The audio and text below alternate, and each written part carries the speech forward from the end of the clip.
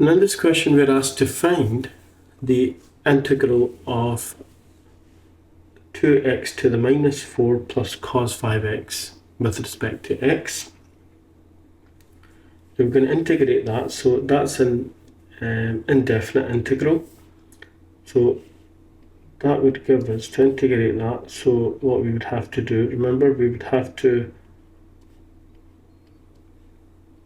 add 1 to that will give us minus 3, divide by the power.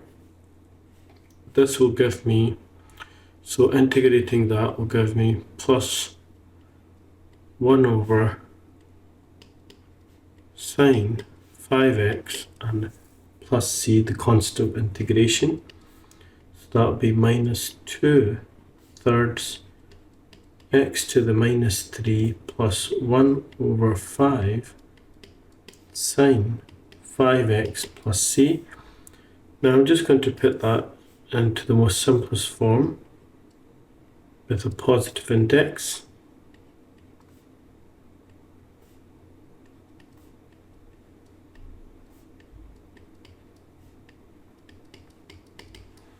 And that would be my final answer.